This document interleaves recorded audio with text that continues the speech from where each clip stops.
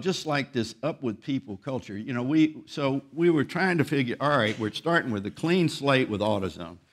We want to do this thing right from the beginning, and I always had this sort of philosophy that the key we were trying to accomplish is create an environment in which people want to excel.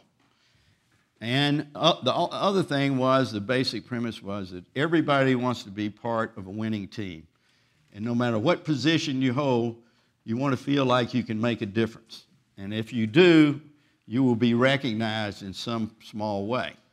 And so we decided that we would design our culture to try to create that kind of environment in each and every store and wherever we operated, and also this culture of up with people and recognition.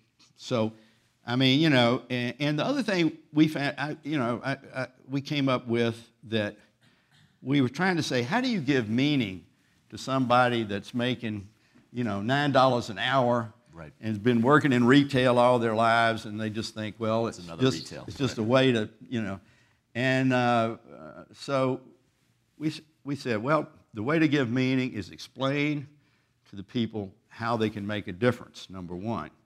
And so I'll use an example, like in the parts business. Every day, people come in and slam parts on the counter and say, your part's no damn good, and they're mad as hell. And, normally, poor guy, clerk out there says, hell, I don't need this job at $9 an hour to get beat up out here. But rather than that, what you say is, you train them to say, well, sir, let me test your part and see if that's your problem. So he tests it. Of course, 95% of the cases, it's not the part. They misdiagnose the problem. So then you say, well, let's walk through what's the problem with your car. And so they go through the process, and they come up with a solution. So what we call that is turning a complaint into a compliment.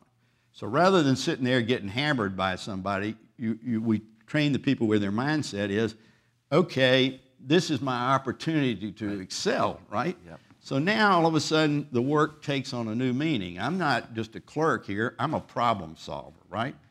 And so you take a customer that's mad as hell, and they leave, man, these guys are great.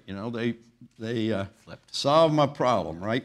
And so, and also you do things like, in most retailing, they'll have, we always had, good, better, best as far as parts, that would be less expensive, a middle-priced, and a premium part.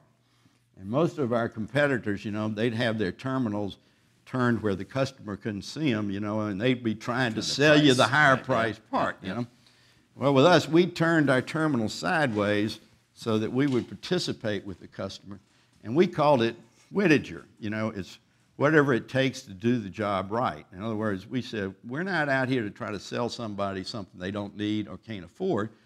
We're problem solvers.